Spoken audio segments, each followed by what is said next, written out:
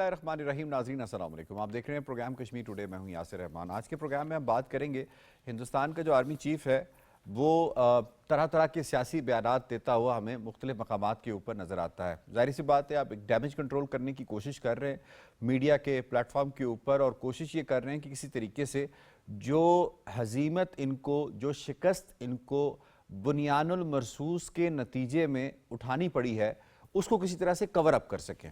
اس کے مقاصد ہیں کہ ظاہر سی بات ہے انٹرنل پالیٹکس ہے, الیکشنز ہیں, باقی معاملات ہیں, اور جس طرح سے مودی نے انڈین آرمی کو ایک پروفیشنل آرمی سے ایک ان پروفیشنل آرمی اور اس کے ساتھ ساتھ ایک مودی جی کی سینا بنا دیا ہے, وہ سب کے سامنے ہے کہ اب جو انڈین آرمی چیف ہے وہ مودی جی کا بھکت زیادہ ہے, جبکہ پروفیشنل آرمی سولجر وہ کم نظر آتا ہے. یہی وجہ ہے کہ وہ جگہ جگہ پہ جہاں پہ اس کو موقع ملتا ہے یا نہیں ملتا, اس کی پوری کوشش ہوتی ہے کہ وہ اپنی مزید ہزیمت کروائے, مزید سیاسی بیانات ایسے دے. اور آج کے پروگرام میں ہم آپ کو انہی کی جو اینالسٹ ہیں, جو ایکس آرمی آفیسرز ہیں, ان کی زبانی بتانے کی کوشش کریں گے کہ انڈین آرمی چیف جو ہے اس کی باتوں کی پروفیشنل لوگوں کے نزدیک کیا اہمیت ہے, اور انڈین آرمی کا اس وقت مورائل کا کیا حال ہے, پریپریشن کا کیا حال ہے, اس کے پاس آرسنل کا کیا حال ہے, اور اس کے ساتھ ساتھ جو ٹیکنالوجی کا یوز ہے اور کوارڈینیشن ہے. یہ میں نے آپ کو 5 چیزیں بتائی ہیں, ان کا کیا حال ہے. تو الٹیمیٹلی انڈین آرمی چیف کے جو بیانات ہیں وہ بالکل حقیقت سے ہٹ کے ہیں.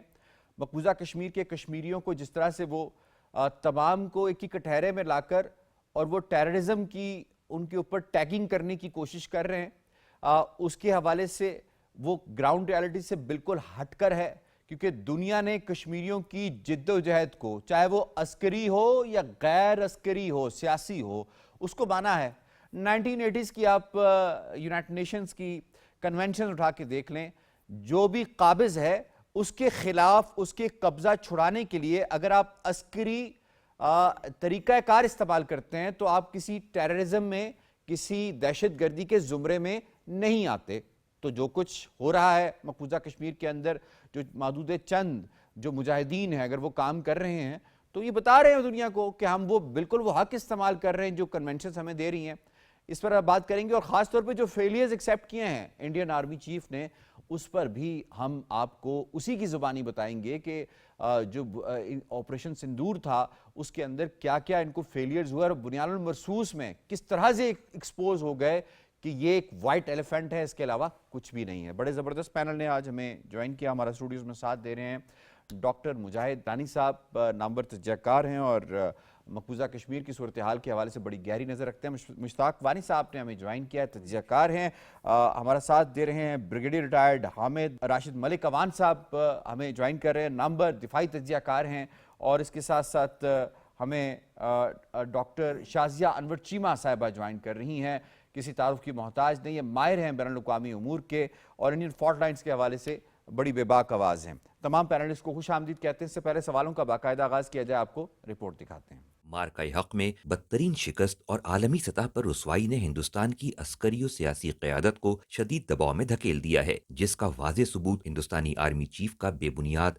اور مزے کا خیز بیان ہے, جس میں وہ مقبوضہ کشمیر کے عوام کی جائز جدوجہد آزادی کو دہشت گردی سے جوڑنے اور پاکستان پر بے بنیاد الزامات عائد کرنے کی کوشش کرتا ہے. پاکستان نے ہندوستان کے جھوٹے اور من گھڑت الزام کو مسترد کرتے ہوئے عالمی سطح پر غیر جانبدار تحقیقات کا مطالبہ کیا ہے. تاریخ گواہ ہے کہ پلوامہ حملہ, پہلگام حملہ سمیت دہشت گردی کے تمام واقعات دراصل ہندوستان کے اپنے فالس فلیگ آپریشن ثابت ہوئے ہیں. مودی سرکار کبھی بھی بین الاقوامی سطح پر تحقیقات میں الزام تراشی کا ثبوت نہیں دے سکے گی, اسی لیے دشمن کو ہر بار پاکستان کے ہاتھوں ذلت آمیز شکست اور دنیا کے سامنے سبکی کے سوا کچھ نہیں ملتا. ہندوستان دراصل مظلوم کشمیریوں کی جدوجہد آزادی کو سبوتاش کر کے مقبوضہ خطے میں امن کا راگ الاپتا رہتا ہے, لیکن دنیا اس حقیقت سے بے خبر نہیں کہ مقبوضہ کشمیر ایک کھلی جیل ہے جہاں گزشتہ 36 سال میں 96,476 بے گناہ کشمیری شہید ہو چکے ہیں. گھر گھر تلاشی کے دوران گرفتار 7,406 کشمیریوں کو جعلی مقابلوں میں شہید کر دیا گیا. 11,269 کشمیری عورتوں کی عصمت دری کی گئی. 78 سال سے انہیں حق خود ارادیت نہیں دیا جا رہا. بنیادی انسانی حقوق پامال کیے جا رہے ہیں, مگر انتہا پسند ہندوستانی حکومت اپنا مکروہ چہرہ چھپانے کے لیے مظلوم کشمیریوں کو دبانے کی ناکام کوشش کر رہی ہے.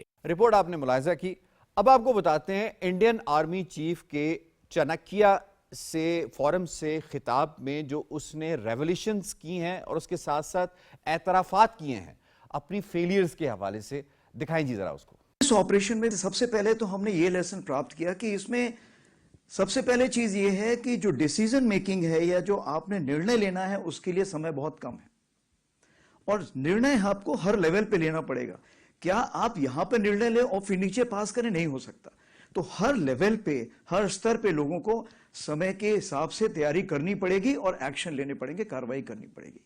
دوسری چیز جو انٹیگریشن بولتے ہیں، انٹیگریشن کا یہ مطلب ہے کہ چاہے آرمی، نیوی، ایئر فورس، سی اے پی ایف، سائبر، اسپیس، کوئی بھی ہو، اس کا انٹیگریشن ہم جتنا جلدی کریں گے اتنا ہم اس لڑائی کو بڑے ساجے ڈھنگ سے لڑ سکیں گے، کیونکہ آج کی لڑائی جو ہے وہ ملٹی ڈومین ہے۔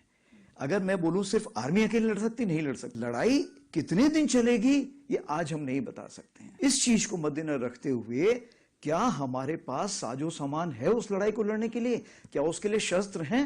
اب اس کی ان باتوں کا، ان اعترافات کا جو پوسٹ مارٹم کیا ہے پراوین سوانی جو ایکس کرنل ہے انڈین آرمی کا، وہ کیا کہتا ہے ذرا آپ کو یہ بھی دکھا دیتے ہیں۔ آرمی چیف کو سننے کے بعد کوئی بھی آدمی جو ان باتوں کو سمجھتا ہے وہ سمجھ گیا ہوگا کہ یہ جملے بازی تھی۔ ابھی ہندوستان کی فوج کو تیاری کی ضرورت ہے۔ آپ نے سن لیا یہ کیا ہے۔ سب سے پہلے میں شامل کروں گا بریگیڈیئر صاحب، آپ کو شامل کرتے ہیں۔ انڈین آرمی چیف کا جو ایک کنڈکٹ ہے، کیا وہ کسی بھی آرمی چیف کا کنڈکٹ ہونا چاہیے جس طرح سے وہ اپنے آپ کو کیری کر رہا ہے؟ کیا آپ کو ایسا نہیں لگ رہا ہے کہ یہ آر ایس ایس کا یا مودی کا ایک بھکت بول رہا ہے، کوئی پروفیشنل آرمی چیف نہیں بول رہا؟ اور جو اعترافات اس نے کیے ہیں، جو ہم نے دکھائے اس کی اپنی زبانی، یہ اعترافات کس قدر بڑی ریولیوشنز ہیں کہ یہ صرف وائٹ ایلیفنٹ بن چکے ہیں، ان کی کوئی تیاری نہیں ہے؟ جی آپ نے بالکل ٹھیک بات کی طرف اشارہ کیا ہے کہ اس وقت انڈین آرمی چیف جو ہیں وہ ایک پروفیشنل کے طور پہ بات کرتے ہوئے نظر نہیں آ رہے، بلکہ اس کی بجائے جو لگ رہا ہے کہ وہ مودی کو خوش کرنے کے لیے اپنے جو ٹیکس پیئر ہیں، جو لاکھوں کی تعداد میں انڈیا کے جو ایک ہیوج ڈیفنس بجٹ ہے اس کی بھیڑ چڑھے ہیں، ان کو ایک تسلی دینا چاہتے ہوئے نظر آ رہے ہیں۔ اگر دیکھا جائے تو یہ ایک جھوٹ کا پلندہ ہے جو مودی سرکار ہمیشہ اپنی عوام کو دھوکہ دینے کے لیے اور فریب دینے کے لیے بیچتی رہی ہے۔ یہ وہی چورن ہے پرانا، اس میں کوئی نئی بات نہیں ہے۔ اور میں یہاں پہ یہ بھی ایک بات ہائی لائٹ کرنا چاہتا ہوں کہ یہ کوئی تعجب کی بات نہیں ہے۔ مشہور مقولہ ہے کھسیانی بلی کھمبا نوچے۔ تو انڈین آرمی چیف کا جو بیان ہے وہ ایک جھوٹ اور فریب کی ایک داستان ہے، اور یہ داستان کسی بھی پروفیشنل آرمی کے سربراہ کو زیب نہیں دیتی۔ یہاں پہ میں ضرور سلام پیش کرنا چاہوں گا ہماری ملٹری قیادت کو، فیلڈ مارشل سید آصم منیر صاحب کو، کہ وہ ایک سچائی، بہادری کا بلند مینار ہیں۔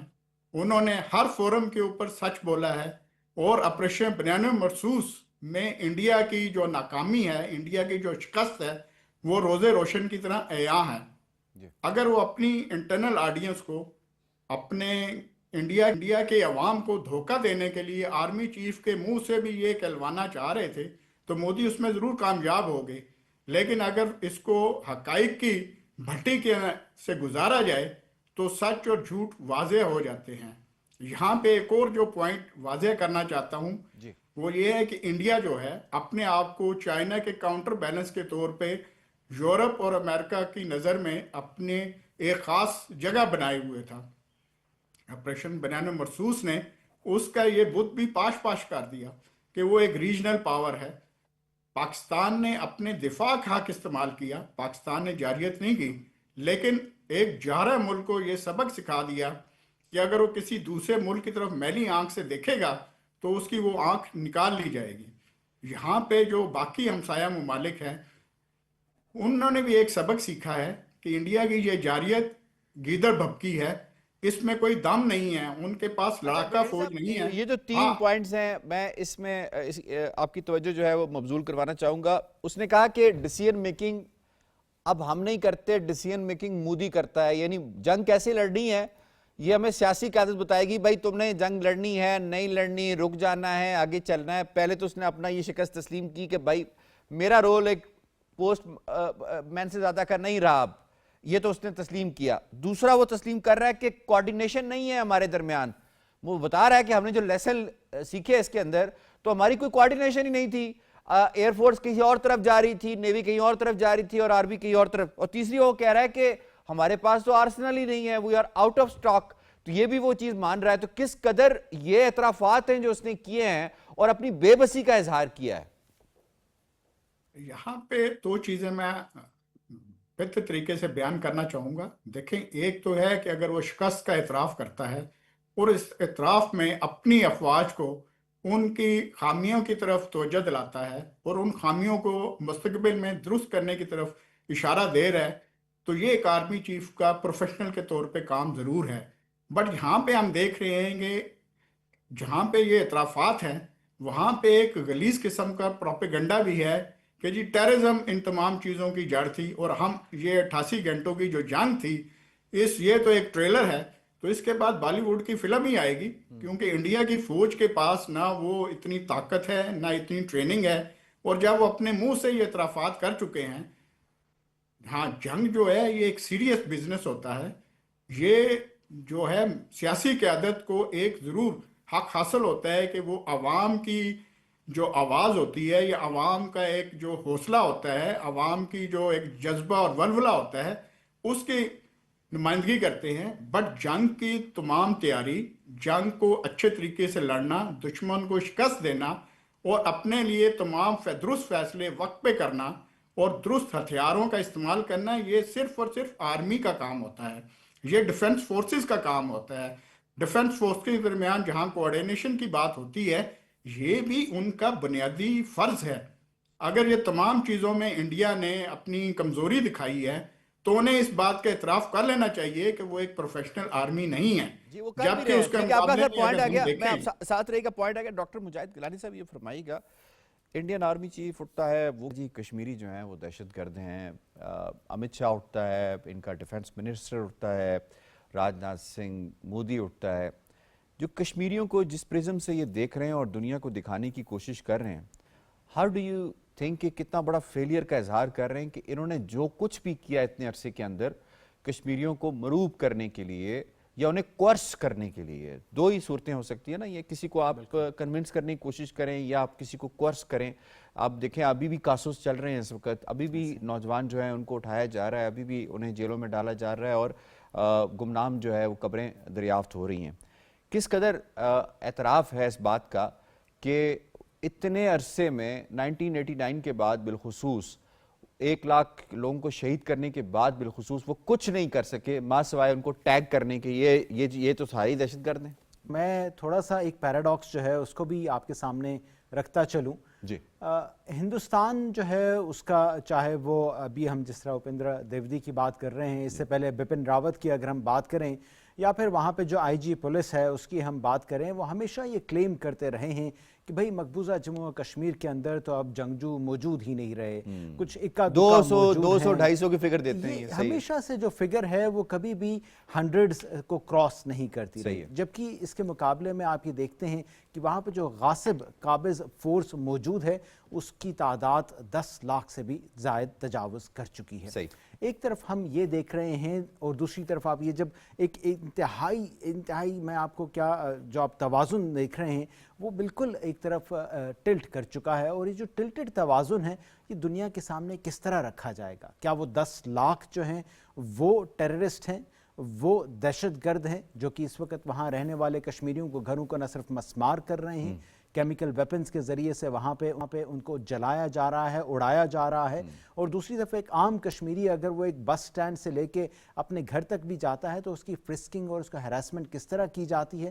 دوسری طرف وہ انڈیجنس کشمیری نوجوان, چاہے وہ برہان مظفر وانی کی صورت میں ہمارے سامنے ہو, چاہے وہ منان وانی کی صورت میں ہمارے سامنے ہو, وہ اپنا حق کے استصواب رائے حاصل کرنے کے لیے اٹھ کھڑے ہوتے ہیں. دنیا کو آپ کس طرح سے جسٹیفائی کریں گے کہ کون دہشت گرد ہے. دوسری طرف کشمیریوں کی بھی جب آپ بات سنتے ہیں, کشمیریوں کی آپ حقیقتیں سنتے ہیں تو آپ کو یہ اندازہ بڑا کلیئرلی ہو جاتا ہے کہ کشمیری اپنا وہ حق مانگ رہے ہیں جس کو اقوام متحدہ نے 1948-49 میں ہی انہیں تفویض کر دیا تھا. ابھی ہم 5 جنوری کچھ ہی عرصے کے بعد جب آتا ہے تو 5 جنوری وہ تاریخی دن ہے جب اقوام متحدہ نے کشمیریوں کو وہ حق تفویض کر دیا تھا. اب وہ حق ہندوستان اگر انہیں نہیں دیتا، اپنی ضد ہے یا اپنی دہشت گردانہ غاصبانہ اس کی سوچ ہے، ہندوتوا کی روش ہے، لیکن کشمیریوں کو یہ حق حاصل ہے کہ وہ بذریعہ قلم، بذریعہ آواز، ایون بذریعہ بندوق اپنا یہ حق استصواب رائے ہندوستان سے چھین سکتے ہیں. ٹھیک. ڈاکٹر شازیہ، میں آپ کو انوالو کروں گا. یہ فرمائیے گا کہ ایک تو جس طرح کی تعویلیں یہ دیتے آئے ہیں، ان کا سی ڈی ایس ہو یا ان کا آرمی چیف ہو یا ان کی جو سیاسی قیادت ہے وہ ہو، تھوڑا سا یہ بتائیے گا کہ کس قدر یہ کوشش کر رہے ہیں کہ جو مین کور ایشوز ہیں، جو ان کے اندر کمیاں خامیاں جو ثابت ہو چکی ہیں اور جس کا اظہار 50 سے زائد مرتبہ پریزیڈنٹ ڈونلڈ ٹرمپ کر چکے ہیں، اور وہ تو آپ کو پتا ہے کہ تسلسل کے ساتھ ابھی بھی انہوں نے جب ایم بی ایس کو ہوسٹ کیا تو اس وقت بھی انہوں نے یہ بات کی اور وہاں پہ بھی انہوں نے اس کا تذکرہ کرنے سے گریز نہیں کیا. تو یہ ذرا فرمائیے گا کہ کس قدر جو ان کا بیانیہ یہ بنانے کی کوشش کر رہے ہیں، اس کو انٹرنیشنلی دوبارہ سے جب بھی یہ بیانیہ دنیا کو بیچتے ہیں وہ دنیا نہیں خریدتی کسی طور پہ بھی، اور خاص طور پہ جو کشمیریوں کو لیبل کرنے کی کوشش کرتے ہیں، کیا دنیا نے بائی کیا اس چیز کو آج تک؟ یہ جو بیانیہ بناتے ہیں تو مجھے یاد آ جاتی ہے D G I S P R کی بات کہ انہوں نے کہا تھا کہ جنگ جو ہے ہم شروع کرنے والے لوگ نہیں ہیں، ہم بہت پیسفل ہیں، لیکن جنگ اگر شروع ہوئی تو پھر وہ ختم کب ہوگی ہم ڈیسائیڈ کریں گے، پھر اس کے بعد کا لائے عمل کیا ہوگا وہ ہم ڈیسائیڈ کریں گے. اور ہمارے اے وی ایم نے کہا تھا اپنی پریس کانفرنس میں کہ یہ جو ہماری جو رپورٹنگ ہے یا ہم نے جنگ کس طرح سے کی ہے یہ ہم نہیں بتائیں گے، یہ لوگ آپ کو بتائیں گے. تو ہوتا بھی یہی ہے، جنگیں جو ہیں وہ نیریٹو سے نہیں کی جاتی ہیں. نیریٹو سے آپ یہ نہیں کہہ سکتے ہیں وہ ہم جیت رہے ہیں، ہم ہار رہے ہیں، اس طرح کی باتیں کرنے سے، کیونکہ جو انڈیپینڈنٹ انالیسز ہوتا ہے اور خاص طور پہ جو ملٹیپل انٹیلیجنس ایجنسیز آپ کو ریئل ٹائم جو ہے وہ آبزرو کر رہی ہوتی ہیں، ان کے سامنے اتنے بڑے بڑے بلنڈر جو ہیں وہ چھپتے نہیں ہیں. کتنے جہاز گرے، کتنے نہیں گرے، اور آپ نے دیکھا کہ کتنا گریسفلی ہمارا جو ہے وہ ایک ہم نے پریس کانفرنس کی، اس میں سارے فیکٹ سامنے رکھے اور بات ختم. اس کے بعد آپ دیکھیں کہ ان کی ایک لمبی فہرست ہے، کیونکہ ایک جھوٹ بولا، پھر اس جھوٹ کو چھپانے کی کوشش کر رہے ہیں، ہار کو جیت بنانے کی کوشش کر رہے ہیں، پھر جب نہیں بن پاتا تو پھر جیت اور ہار کی جسٹیفیکیشن دینے لگ جاتے ہیں، اور جب جسٹیفیکیشن دیتے ہیں تو پھر یہ سمجھ میں نہیں آتا کہ اب اپنے گرو کو خوش رکھنا ہے، اس کے بھکت بنے رہنا ہے، یا اپنے اندر کا کوئی پروفیشنل آفیسر بھی اپنا تھوڑا بہت زندہ رکھنا ہے. تو یہی جو ہے وہ آپ کو جو آرمی چیف ہے انڈین، اس کے چانکیہ ڈائیلاگ میں، اس کے ایڈریس میں بھی نظر آتا ہے. بات وہ اپنا شروع کرتا ہے، وہ آپریشن وہ تو صرف ایک ٹریلر تھا، فلم تو ابھی باقی ہے. اس ڈائیلاگ کے آگے پھر اس کا اندر کا سولجر جاگ جاتا ہے اور پھر وہ بلنڈر کر جاتا ہے جو کہ مودی نے یا اس کے بھکتوں نے باقیوں نے سوچا نہیں ہوگا. پھر وہ وامٹ آؤٹ کر جاتا ہے کہ جی ہمارے درمیان سنکرونائزیشن نہیں ہے، سینرجی نہیں ہے، تینوں افواج کے درمیان کسی قسم کی کوئی ہارمنی نہیں ہے، ڈیسیژنز جو ہیں وہ ہم لے نہیں سکتے ہیں، اور اگر ڈیسیژن ہمیں ریئل ٹائم میں لینا ہے تو اس کے لیے ہمیں جو ہے وہ اپروول پتہ نہیں کہاں کہاں سے لینا پڑتا ہے. تو موریل کا بہت بڑا ایشو ہے. عام اگر فوجی ایک جنگ کو اپنی جنگ کے طور پہ اون کر کے لڑ ہی نہیں سکتا، وہاں پہ وہ اپنا جو ڈیسیژن ہے وہ وہاں لے ہی نہیں سکتا جہاں پہ وہ کھڑا ہوا ہے، تو پھر تو ہے. تو پہلے آپ سے کہا جائے کہ آپ نے جنگ کرنی ہے، پھر آپ سے کہا جائے کہ نہیں ہم جنگ کرنا بھی نہیں. تو یہ ساری جو حقیقت ہے وہ یہی منٹ ہیں 10-15 جس میں وہ کہہ گئے ہیں کہ ہمارے پاس ایک وار آف اٹریشن کی اکوپمنٹ نہیں ہے. اگر جنگ لمبی ہوتی ہے تو اس کی لاجسٹک کو ہم کنٹرول نہیں کر سکتے، ہم سنبھال نہیں سکتے، اور پھر مقابلہ ان کا کس کے ساتھ ہونا ہے؟ ہمارے ساتھ، جو کہ ہمارا جو پورا جو سنکرونائزیشن ہے وہ اتنی مثالی ہے کہ اس نے پوری دنیا کو حیران کر کے رکھ دیا ہے. میں ایک پروگرام میں ہمارے محترم خالد چشتی صاحب جو ہیں وہ تشریف فرما تھے، ان کے ساتھ مجھے اسکرین شیئر کرنے کا موقع ملا، تو وہ فرما رہے تھے کہ وہ جب لیکچر کے لیے جاتے ہیں تو لوگ ان سے یہ بھی سوال کرتے ہیں جی کہ اب آپ کی ایئر فورس جو ہے وہ باقی لوگوں کو بتائے گی، کیونکہ ہم نے ایک پریسیڈنٹ سیٹ کیا ہے، ہم اس سینچری کی پہلی سنکرونائزڈ وار ہیں جو کہ تینوں افواج کے درمیان، اور جو ہمارا ایئر کامبیٹ تھا وہ اتنا ایگزیمپلری وہ ہم تھا کیا کہ لوگ اب بتائیں ہم گے سے ویسے سیکھنا ڈاکٹر چاہ رہے ہیں. صاحبہ آن اے لائٹر نوٹ وہ ہم کیا بتائیں گے دبئی کا ایئر شو ہوتا ہے انڈین ایئر فورس کے آفیسرز وہاں پہ یونیفارم میں آتے ہیں اور JF-17 تھنڈر کے ساتھ سیلفیاں لیتے ہیں. یہ ہم کیا بتائیں گے وہ تو خود مان رہے ہیں اس چیز کو کہ بھائی یہ تھا وہ نائٹ میئر جس نے ہماری راتوں کی نیند حرام کر دی ہے. اس میں تو کوئی دوسری رائے نہیں ہے. پوائنٹ آپ کا آ گیا جی. میں اس میں مشتاق وانی صاحب آپ کو شامل کروں گا. کیا ضرورت پڑتی ہے ایک پروفیشنل سولجر کو کہ اسے جہاں موقع ملے, کبھی وہ کسی چھوٹے سے یوٹیوبر کے ساتھ بیٹھ کے پوڈ کاسٹ کر رہا ہوتا ہے, کبھی وہ چرکیا ڈائلاگ کے حوالے سے وہ موقع کی تلاش میں ہوتا ہے. کیا اگر تو ایک پروفیشنل سولجر ہے اور اس نے کچھ کارنامہ کیا ہے تو let the world speak, not that soldier has to speak, اور at every nook and corner کیا ضرورت پڑتی ہے آرمی چیف کو آ کے بولنے کی؟ یہ جو 4 روزہ جنگ تھی اس میں انہیں زبردست شکست ہوئی. اب ان کے پاس کچھ اس کو کور کرنے کے لیے کوئی چیز ہے نہیں, تو لہٰذا اب آرمی چیف بھی کچھ ایسی باتیں کر رہا ہے جو عجیب و غریب ہے. اب یہ بات تو نہیں کہنا چاہیے تھی کہ ہمارے پاس فورس نہیں ہے یا اسلحہ نہیں ہے. دنیا بھر کا اسلحہ جو ہے وہ بھارت خرید رہا ہے, اس کے بے شمار اسلحے کے ذخائر موجود ہیں, لیکن ہمت حوصلہ یہ نہیں ہے. پاکستانی فوج کے پاس ایک ہمت ہے, حوصلہ ہے, ایمان کا جذبہ ہے, جس کی بنا پر ہم نے یہ جنگ جیتی ہے. تو بھارتی چیف کا یہ جو بیانات تھے بالکل وہ جیسا کہ باقی میرے ساتھیوں نے کہا کہ وہ صرف اپنے آپ کی جان بچانے والی بات تھی, ورنہ یہ کوئی ایسی باتیں نہیں. آرمی چیف کو صرف پروفیشنل کیا ایسا نہیں ہے کہ جو اس نے بیان جو ہم نے بھی یہاں پہ چلائے اور بتایا, اس نے کہا بھائی میرا کوئی قصور نہیں ہے, ڈیسیژن میں نے نہیں لیے, میں تو ایک پوسٹ مین تھا, وہ اوپر سے ڈیسیژن لے رہا تھا, اس نے کہا جنگ کیسے کرنی ہے اس نے مجھے بتایا, میں نے جا کے اپنے نیچے ٹروپس کو بتا دیا, تو اس لیے میرا کوئی قصور نہیں. کیا اس نے یہ نہیں کہہ دیا اس بات کا کہ بھائی اب یہ انڈین آرمی پروفیشنل آرمی نہیں, اب تو یہ بھگتوں کی آرمی ہو گئی ہے؟ بالکل حقیقت ہے. اب یہ مودی سینا بن چکی ہے, ان کے احکامات کے مطابق سینا بن چکی ہے, ان کے احکامات کے مطابق چلتی ہے, ان کے اشاروں پہ چل رہی ہے.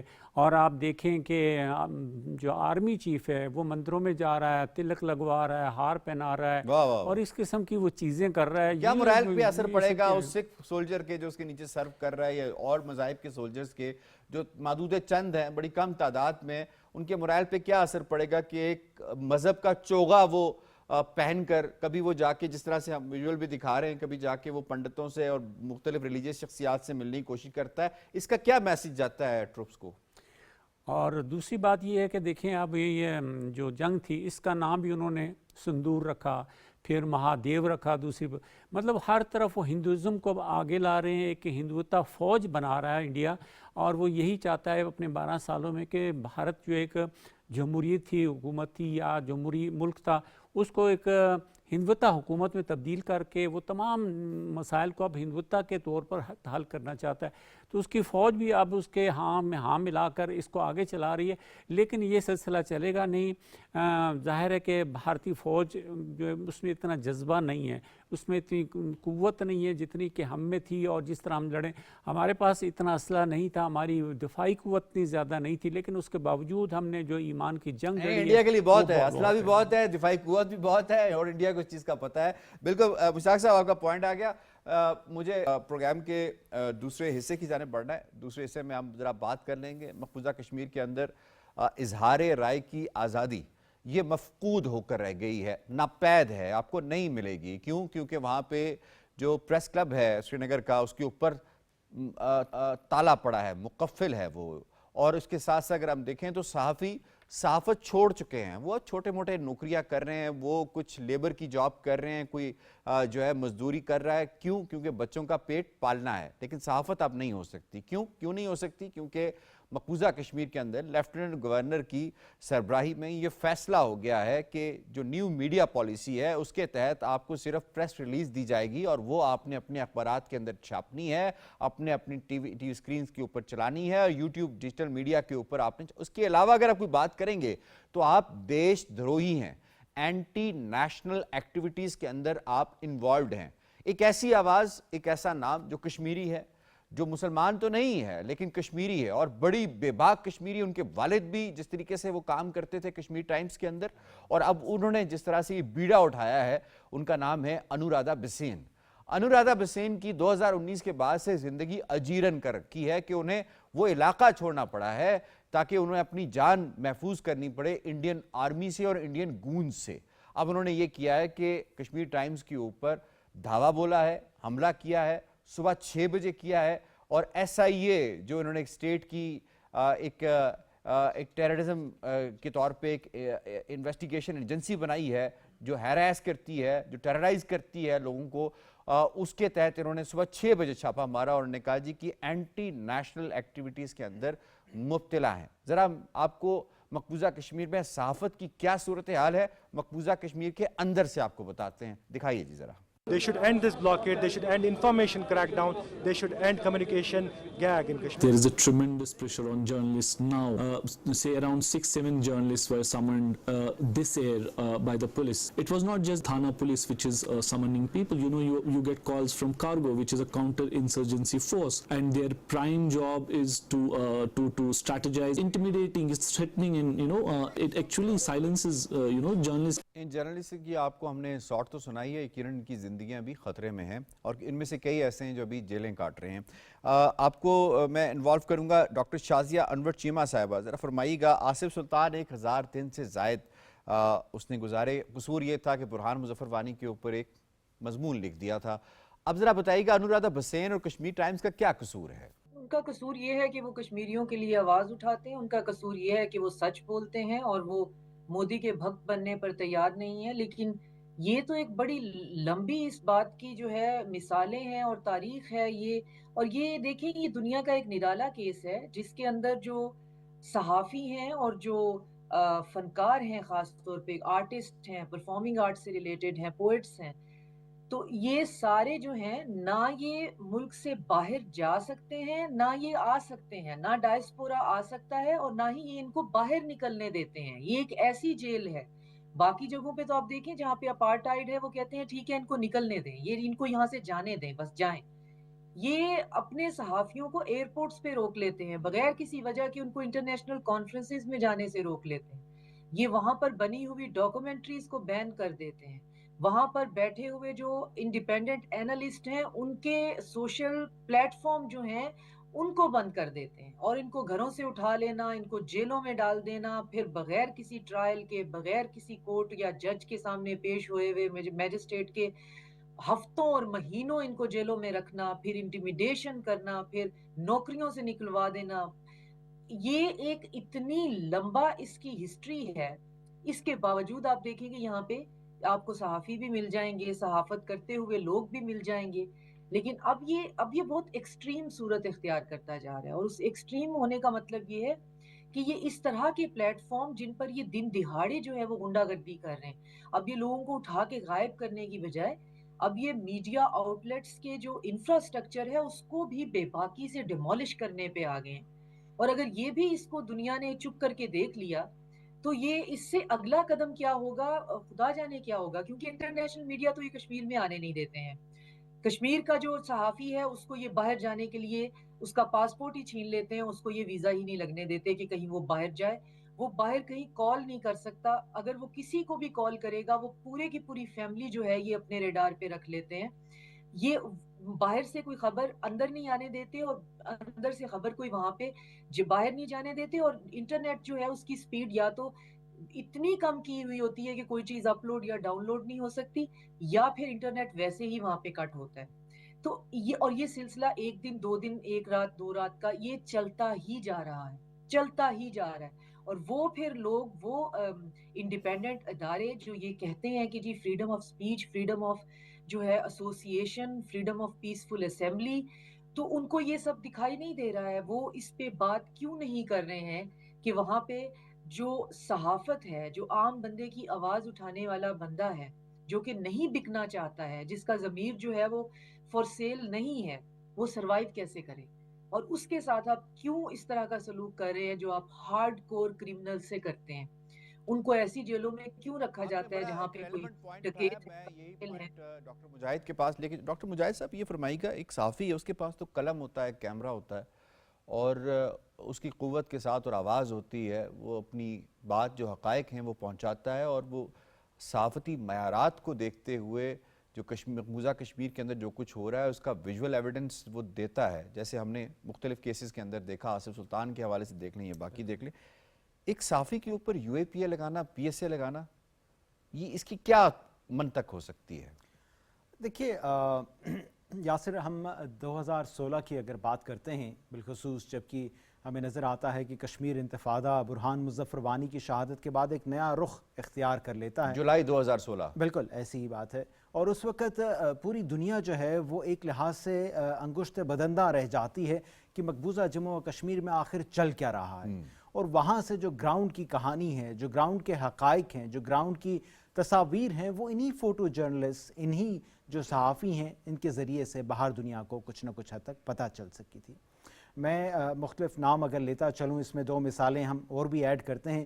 میں عاقب جاوید کی بات کرتا ہوں، جنہوں نے آسیہ اندرابی کا فقط ایک انٹرویو شائع کیا تھا، اور اس انٹرویو کی بنیاد پہ انہیں نہ صرف این آئی اے نے بلایا، دہلی میں ان کی باضابطہ ہیئرنگ ہوئی، اس کے بعد انہیں کچھ عرصے کے لیے گرفتار بھی رکھا گیا۔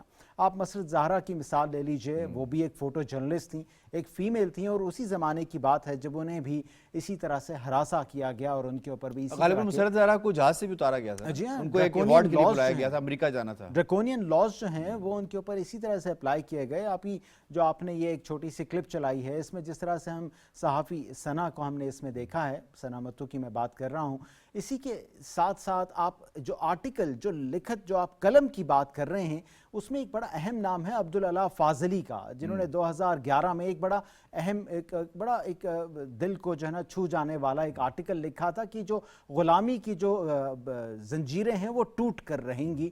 اس آرٹیکل کو 2011 میں لکھا گیا، لیکن ان کے اوپر کیس 2024-25 میں بنایا، کشمیر والا بند کر دیا گیا۔ بالکل کشمیر والا، آپ یہ دیکھ لیجئے گریٹر کشمیر کے جو ایڈورٹیزمنٹس ہوتے تھے، جس کی بنیاد پہ ایک اخبار جو ہے وہ کسی حد تک اپنے آپ کو سیلف سسٹین کرتا ہے، وہ ایڈورٹیزمنٹس تک بند کر دیے گئے تھے۔ یہ ایسی، اچھا، ایک طرف آپ یہ بتا رہے ہیں کہ یہ سب کچھ بند کر دیا گیا، دوسری طرف اگر ہم دیکھتے ہیں وہ چینلز جو کہ گودی میڈیا کے چینلز کہلائے جاتے ہیں، جب آپریشن بنیان المرصوص چل رہا تھا اور یہ سندور کی ناکامی اپنی سمیٹ رہے تھے، تو اس وقت ہم نے دیکھا کہ گودی میڈیا کو کھلی چھوٹ دی گئی، اس کا فلڈ گیٹ اوپن ہو گیا اور وہ مقبوضہ کشمیر کے اندر گئے۔ کشمیریوں نے کتنا زبردست رسپونڈ کیا گودی میڈیا کو، ان کے سوالات کو، اور وہ نیریٹو جو وہ لے کر آئے اور بنانا چاہتے تھے، کس قدر بیک فائر کروایا کشمیریوں نے۔ بڑی اہم بات آپ نے کہی ہے، اور یہ اہم بات اس وجہ سے بھی ہے کہ وہاں مقبوضہ جموں و کشمیر میں جو مسلسل ایک سنگینوں کا خوف ہے، جو وہاں پہ قابض بھارتی فوج کا جو ایک خوف ہے کہ وہ کسی وقت بھی گولی مار سکتے ہیں، اس کے باوجود وہاں پہ کشمیریوں سے جتنے بھی کشمیری تھے، چاہے وہ نوجوان ہوں چاہے بزرگ ہوں، جب بھی ان سے انٹرویو لیا گیا، یوٹیوب کے شارٹس بنائے گئے، کسی بھی طرح کا سوشل میڈیا پہ ان کی پریزنس جو ہے وہ بھارتی گودی میڈیا نے شو کرنے کی کوشش کی کہ بھائی یہ تو کشمیری پاکستان کے خلاف ہیں، پاکستان کو گالیاں دے رہے ہیں، اس طرح کی تمام باتیں جو ہیں وہیں پہ ڈینائی ہو گئیں، وہیں پہ نیگیٹ ہو گئیں۔ پوری دنیا نے دیکھا کہ خود بھارتی میڈیا، گودی میڈیا کے لوگ مقبوضہ جموں و کشمیر گئے، اور ان کے لائیو کیمروں کے اوپر بھی کشمیریوں نے بار بار اس بات کا بیان دیا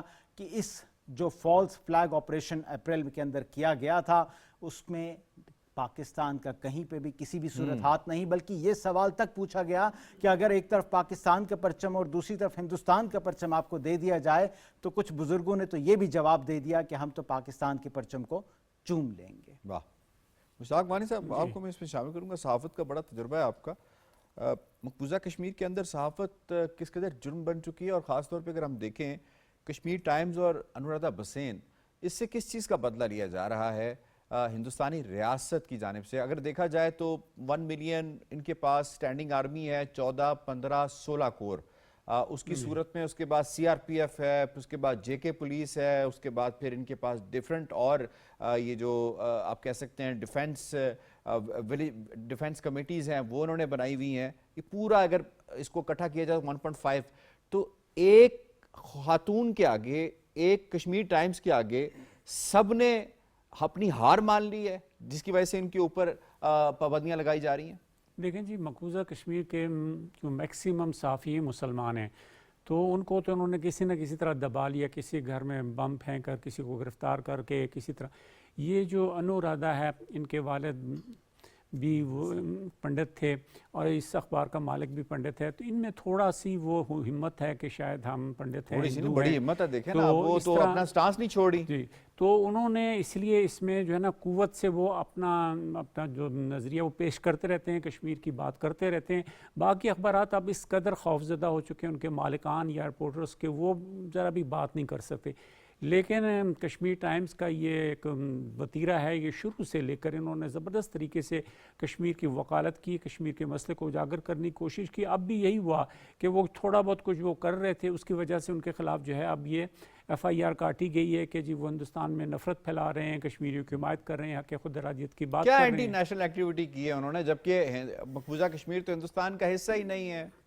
तो ज़ाहिर है उन्होंने कोई ना कोई बेस तो बनाना है, उसको केस बनाने के लिए FIR दर्ज करने के लिए। तो ये सारी चीज़ें जो फॉल्स नहीं, तो किस्म बेस की, जो बनाई है वो बेस का सही होना भी तो जरूरी है ना। बिल्कुल होना बेसलेस चाहिए। बेस बना के तो क्या फायदा उसका? मैंने वो पहले बताया आपको कि जब बाकी सबको दबा लिया, ये क्योंकि पंडित हैं उनके साथ थोड़ी सी वो नरमी करते हैं, तो लेकिन ये अब नरमी उन- है जो अब- अनुराधा बसेन को कश्मीर छोड़ना लेकिन पड़ अब गया। उनको इनके खिलाफ भी कार्रवाई शुरू होगी। उन्होंने अपने लोगों को, अपने मजहब के लोगों के खिलाफ भी अब कार्रवाई शुरू कर दी, ताकि नहीं, मेरा आइंदा ख्याल है कोई वानी कश्मीर साहब का यहाँ नाम पे ले। मजहब का मामला नहीं है, यहाँ पे मामला कश्मीरियत का है कि बिल्कुल जो कश्मीरी है, चाहे वो पंडित हो, चाहे वो मुसलमान हो, चाहे वो सिख हो, चाहे वो जैन हो, अगर वो कश्मीरी है और वो हक़ खुद इरादियत की बात करता है तो फिर इंडियन स्टेट उसके खिलाफ है। ऐसे ही है। देखें जी, भारत ने वहाँ जितने मकबूजा कश्मीर में पंडित थे वो मुसलमानों के साथ बड़े अच्छे तरीके से रह रहे थे, लेकिन उन तमाम को वहाँ से निकाल कर दिल्ली और जम्मू के महाजर कैंपों में रखा हुआ। आप हैरान होंगे कि 35 साल हो गए वो कैंपों में पड़े हैं,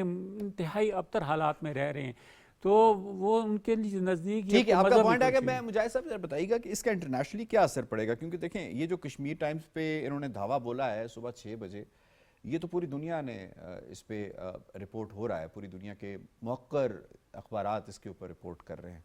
इसका जो असर है वो क्या पड़ेगा? क्या दुनिया में कितना एक स्ट्रॉन्ग मैसेज गया है कि हिंदुस्तान मकबूजा कश्मीर में किस कदर सप्रेस कर रहा है इजहार राय की आज़ादी को?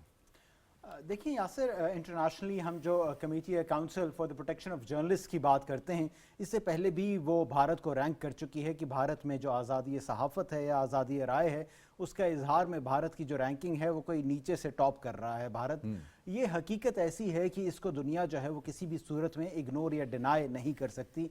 और जो हम बात कर रहे हैं ना कश्मीरी सहाफ़ियों की, इनको कोई अवार्ड भारत की किसी छोटी सरकारी या किसी छोटी NGO ने नहीं दिया, बल्कि अमेरिका और इंटरनेशनल जो हमारे पास मुस्तनद NGOs हैं या मुस्तनद सहाफ़ती इदारे हैं, उन्होंने इन कश्मीरी सहाफ़ियों को अवार्ड से नवाजा है।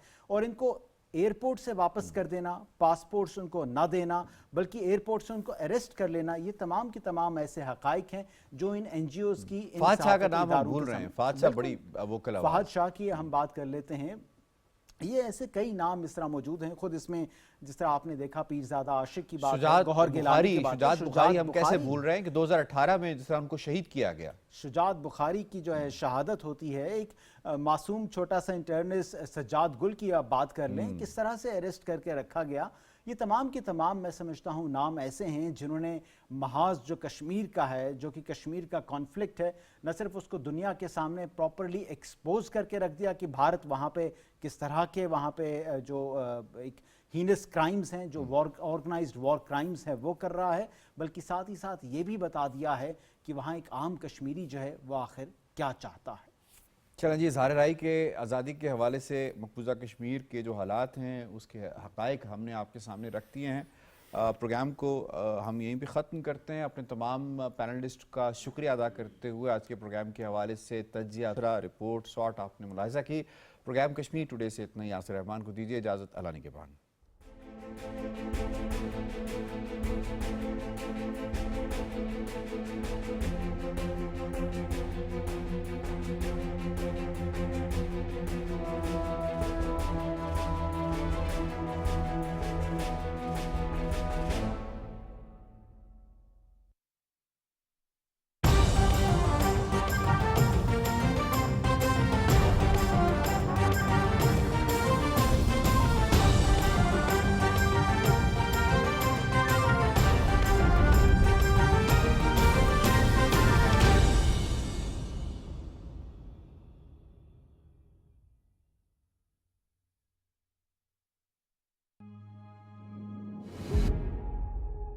جمہوری نظم میں حقائق سیاسی ہوں یا معاشی۔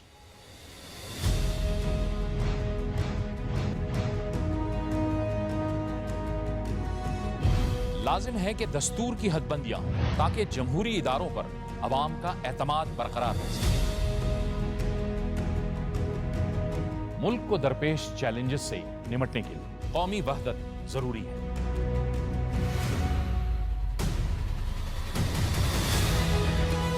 معاشی توازن، سیاسی برداشت، اختلاف رائے کی توقیر اور آئین کی بالادستی، ان تمام امور سے جڑے حقائق پرکھنے اور جاننے کے لیے دیکھیے پروگرام شاہراہ دستور